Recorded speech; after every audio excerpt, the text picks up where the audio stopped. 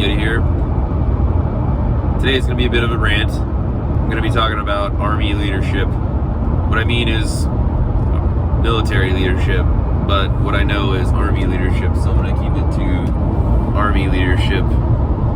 That way I'm in my wheelhouse. So, first and foremost, Army leadership is dead. There are no longer leaders that are worth a shit. Now, I'm not talking about lower level enlisted leadership. Those guys, we're all pretty well indoctrinated into good indoctrination, such as, good leadership qualities and principles and Army values and all these things that if you choose to adhere to, you can develop some pretty good character. You back that up with some experience, send the guys to war, you produce pretty good leaders, right? And the problem is that once you get up to the administrative level, now those good leaders can't hack it, right?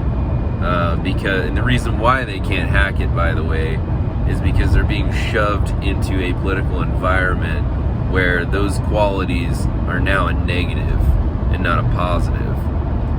So you send somebody with strict values and principles and you put them into, let's say, 4-star general position, they're not going to make it. They're going to say something, they're going to sound like an asshole. People aren't going to like that. That person doesn't progress. Very simple. So, you have to be a politician in order to maneuver at those ranks. Whether it's on the senior enlisted side, sergeant majors and such, every one of those people has lost. Whether you're talking about sergeant majors or generals, by the time they've gotten to that level, they've lost their nuts. They are completely neutered by the system. So, you don't have any sergeant majors that you like, that you respect, right? You might fear them, okay, because of irrational responses to things, group punishments, but that person is not providing proper leadership. That person is at the whim of a politician, and they definitely will not lay their job on the line. Very few have, but the ones that are left now will not lay their fucking job on the line. They just won't. I'll talk about some exceptions, of course, and I know everybody's out there, but my sergeant major's so cool.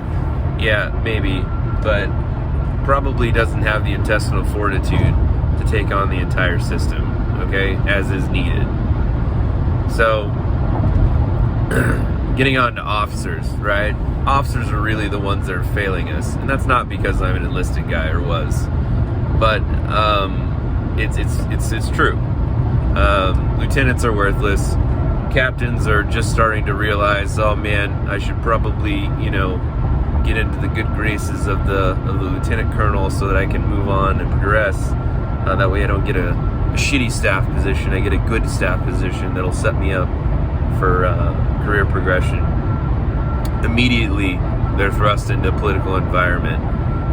No longer is it about the soldiers, it's about OERs, right?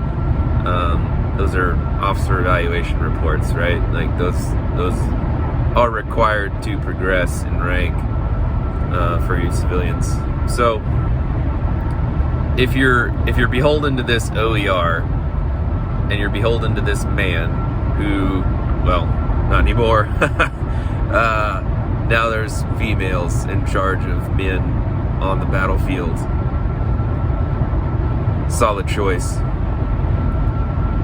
So we all know that's bullshit as well. We'll get into that in a second. But anyway, you're beholden to these people. You're beholden to that OER. You're going to make poor choices, right? So when the President of the United States says, Hey, we could totally pull out every soldier, airman, and marine from Afghanistan in like 24 hours. You know, I'm exaggerating. That's cool, right? The answer is no, of course. There has to be a planned withdrawal. Generals generally know how to do that. And they told him. They told him how to do that. Somehow or another, he refused, overruled, or something. The bottom line is that there was no intestinal fortitude by those generals. They simply said, you know what, it's not my job to care, I just obey, roger that. Now I'm not arguing, you know, civilian leadership over the military, you know, founding principles, stuff like that. Like, I get all that. That's not what we're talking about here. What we're talking about is, you know, generals giving a shit about their troops and the mission in general.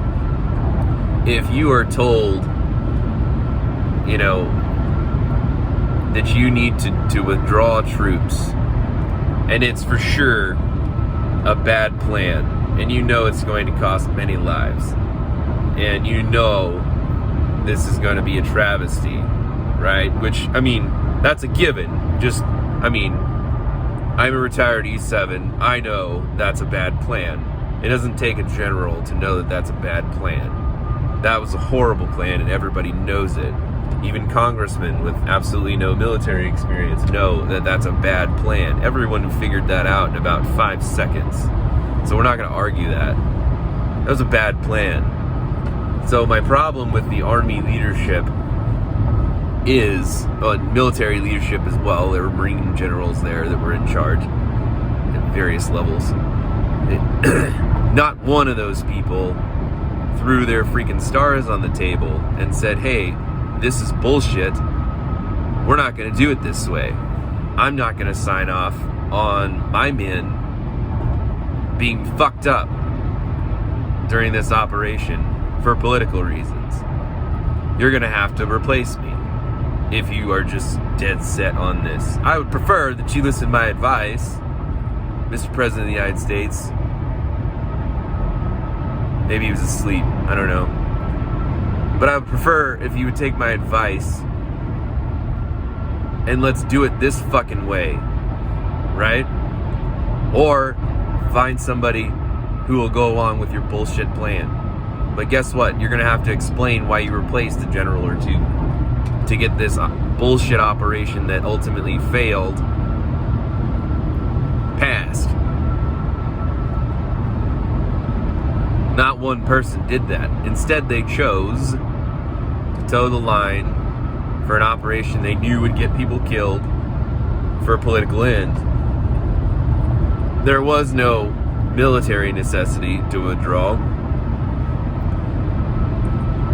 Everyone's been talking about withdrawing for years. There was no reason to do it that way. So, every general involved is a coward and should be replaced immediately. Let's rewind a little bit with General Milley. We need to talk about Milley. Milley's a piece of shit, and he needs to be fired immediately, retroactively. Yes, I get it. He wears a Special Forces tab. There's a lot of pieces of shit that wear a Special Forces tab. That's not magic on your shoulder. And it's respectable, clearly, and that's fine. But you're still a piece of shit, General Milley. And you're a coward. And you're ultimately horrible for the Army and a detriment to this society. You're a complete sellout. You sold your men down the river. You sold the entire Army to the woke leftist mob. You're a piece of shit.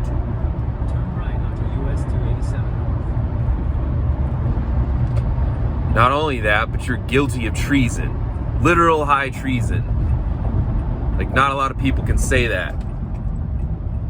But you're actually guilty of high treason.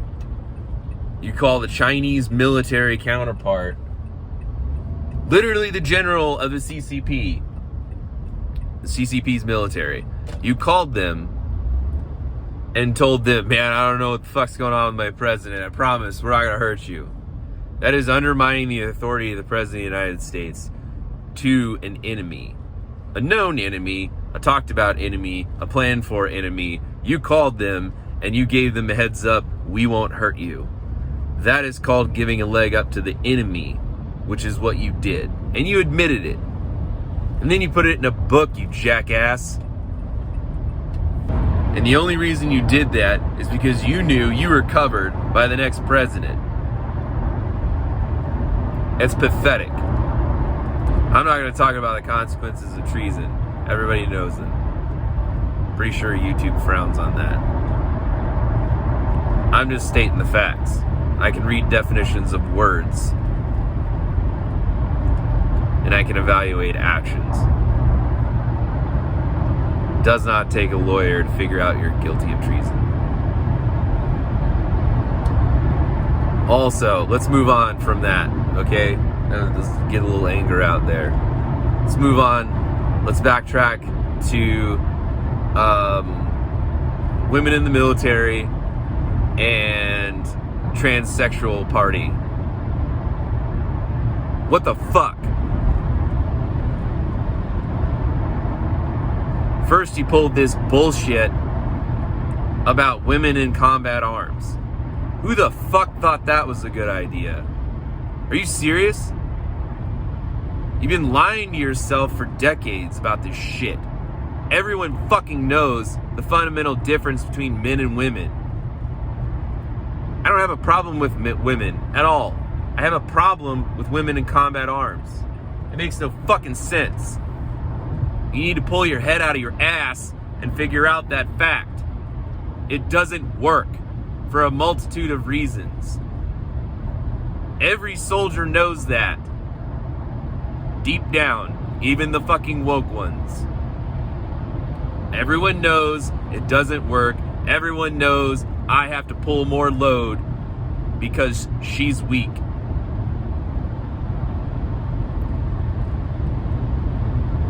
Yes, there are some weak men, for sure.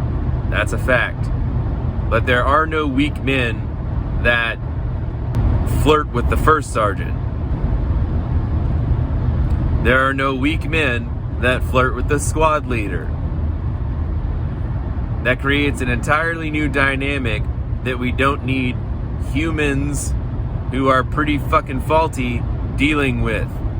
Why do we need to have love triangles in infantry squads? What the fuck does that accomplish? You might say, well, that's not their problem. They should fucking have to, control themselves. Yeah, let's have them control themselves when they're in an emotional state getting shot at, right? Then we go back to the fucking hooch, and then you're a little emotionally unstable. Yeah, let's add another fucking factor to that. No, we shouldn't. Not at all. You got enough to worry about, rather than adding a liability. Because that's what it is. You're adding a liability to an infantry squad. Why? Because she has the possibility to be the best infantry soldier? No, it's categorically false. It's impossible for her to be the best infantry soldier. She's not strong enough. She's not fast enough. She's emotionally unstable. Yes, lots of men are emotionally unstable. Women are a bit different. They're emotional beings, on purpose, by God. That's how they were made. It's not a negative in general. It's a negative in an infantry squad. That is why they are not suited for that.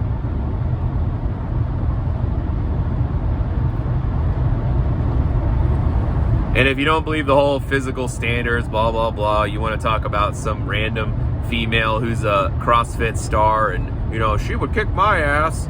All right, fine. Look at the fucking numbers, okay? There's a lot of numbers out there. The Marines did it. The Army did it with their ACFT, right? Guess why the ACFT still, I think it might have just taken effect, but as of a couple months ago, still was not on record, meaning like there's no record ACFTs. meaning like for your career progression and such, you have to have a PT test to say, yes, I am physically fit to be a soldier. Please progress me in rank, right? You can't do that until the test is valid. The test was not valid. It wasn't valid because they couldn't agree on standards. They can't agree on standards, not because the standards weren't fine for men. It was because women could not attain them. Their goal was to get rid of this argument altogether by having a unisex grading criteria for the ACFT. Well, that didn't work because none of the females could pass. So then they said, all right, we give up. Don't worry, we got away with it for many years by having an unequal APFT is what it used to be called, Army Physical Fitness Test. It was unequal before. I had to do, I don't know, like 72 push-ups to max the push-up category. A female had to do like 40, right? That's not equal, right?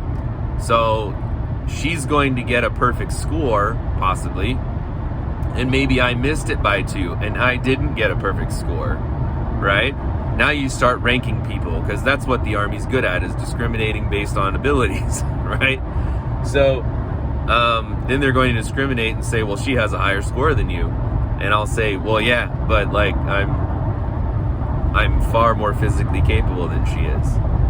Well, that may be true, but she got a higher score. You see how there's a problem there? Inner animosity and such. That's why there's jokes and memes and shit. Yeah, no. Newsflash, women are weaker. Okay? It's not a big deal. It's just a fact. Okay? So, anyway, back to military leadership. How the fuck are you gonna push that on me, right?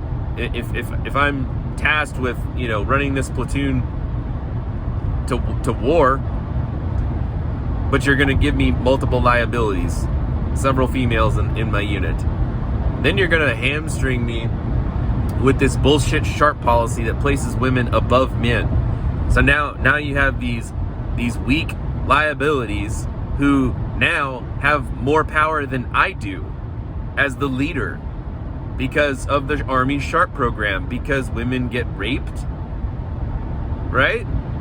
Yeah, rape is terrible. I'll kill a rapist in a second. Okay, YouTube, that's not a threat. That's just like, come on, like self-defense stuff, say defense of a third party. If they're being raped, yes, of course you kill them. Duh, right? That's a known. That's legal. Just so you know, YouTube. Anyway, so yeah, I hate rapists. That's duh. Everyone does. Who likes rapists? That's not an argument. So yeah, the sharp policy places women above men purely because the specifics of utilizing the sharp program are such that, and then command influence is such that if you get a sharp complaint, you are fucking done. Doesn't matter if you're Audie fucking Murphy, right? Hopefully some people know who that is. It doesn't matter if you're Audie fucking Murphy. Your ass is grass, and you are sent to a dark hole to die. Okay? That is how sharp works. Maybe later I'll tell you a sharp story that I know of. That's the reality of the sharp program. Ask fucking anybody. It is a power tool utilized by females against men in power in the military, which I know the woke crowd's like, yeah, woo, right?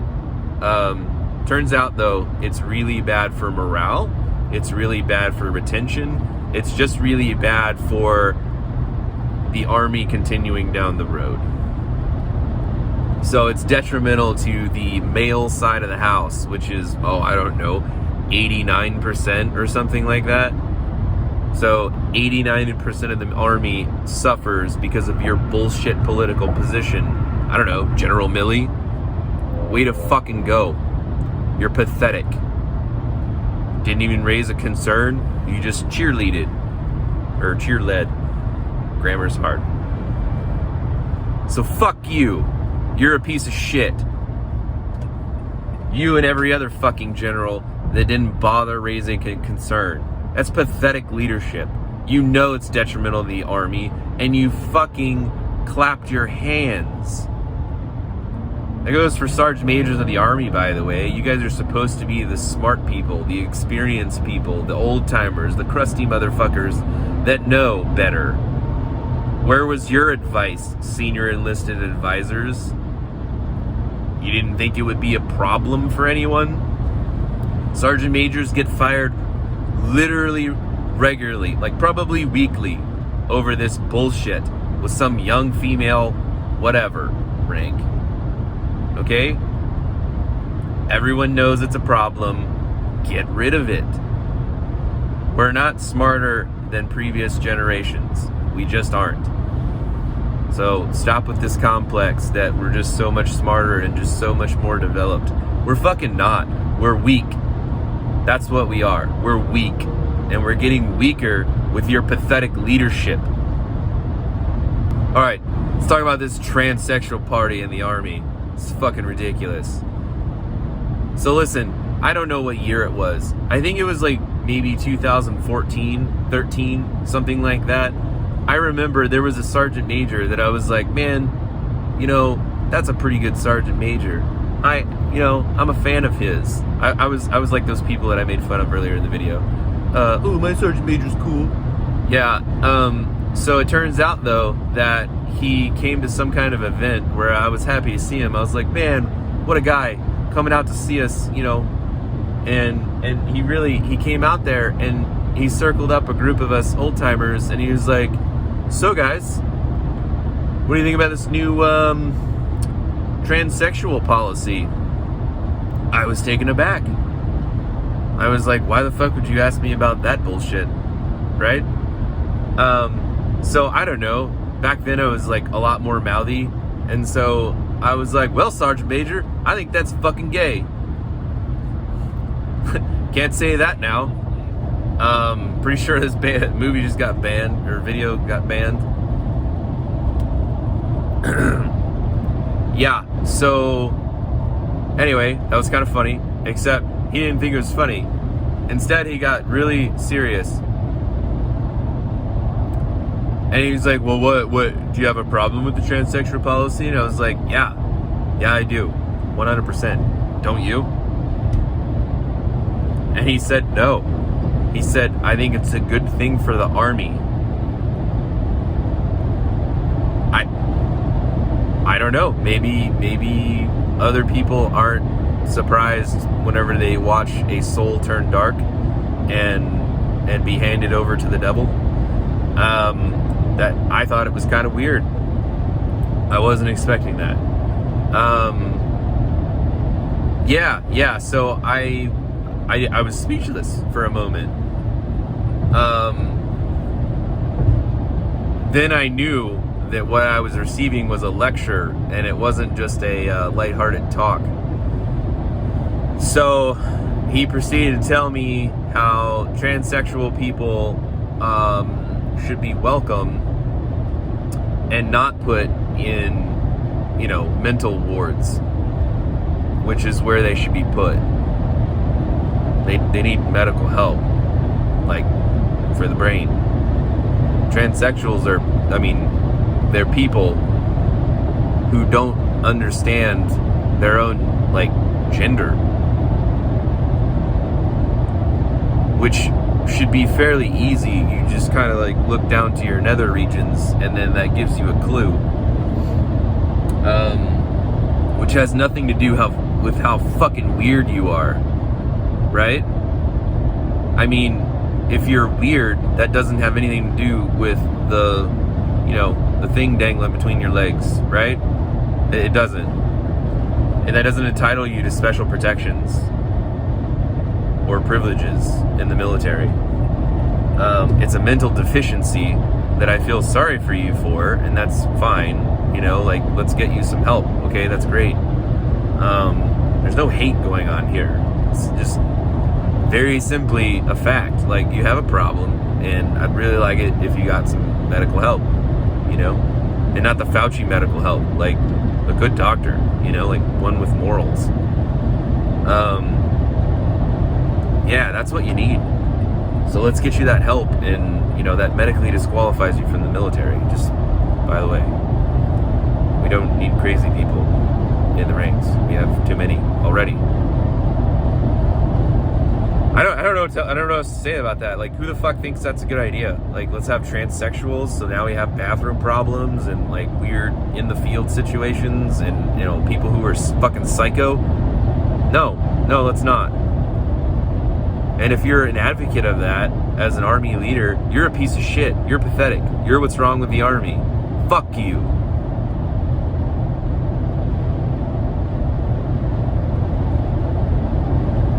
Also, if you didn't stand up for your soldiers and say something out loud about it in a meeting, you're a piece of shit. Fuck you. I don't know, this video's going kind of long. I should probably end my rant. But yeah, army leadership is dead. 100%. Changed my mind. Yeti out.